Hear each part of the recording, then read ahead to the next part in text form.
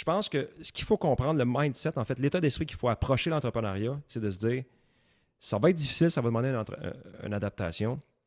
Puis avec le temps, je vais m'y faire si je continue. Puis je pense que pour développer cet état d'esprit-là, ça prend plusieurs choses. Euh, c'est les gens qui vont nous entourer, par exemple. Comme moi, je pense que chaque personne qui a une business devrait avoir des amis qui ont des business. Puis se rencontrer régulièrement, se parler au téléphone. Parce que moi, par exemple, j'ai plusieurs amis qui ont des business. Puis quand c'est tough, quand j'ai le goût d'abandonner, même encore aujourd'hui après 15 ans, je les appelle, on se remonte le moral. Même chose pour eux. Fait que j'ai 4-5 amis dans différentes sphères. Puis ça m'aide. C'est comme ma tribu, c'est ma fondation. C'est comme avec eux que je vais. C'est comme avec une équipe de sport. Il y a un joueur qui se blesse, qui n'a pas une bonne game. Ben, les coéquipiers vont venir l'encourager. Ben ça, je pense que c'est vraiment important.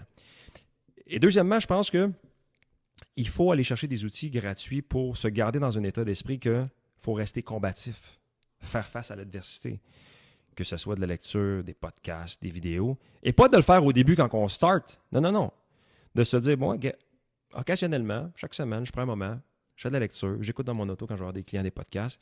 Je baigne là-dedans. Parce que quand tu baignes là-dedans, quand il arrive un problème, tu es plus outillé à traverser. Alors que si tu n'écoutes rien, tu lis rien, tu n'as pas d'amis entrepreneurs, la moindre petite affaire, tu vas vouloir abandonner pour retourner dans ton 9 à 5. Fait que ça prend vraiment l'attribut d'entrepreneur puis les outils que tu peux utiliser gratuitement à ta portée. Ça, c'est quelque chose de base que je ferais pour toute personne qui est entrepreneur,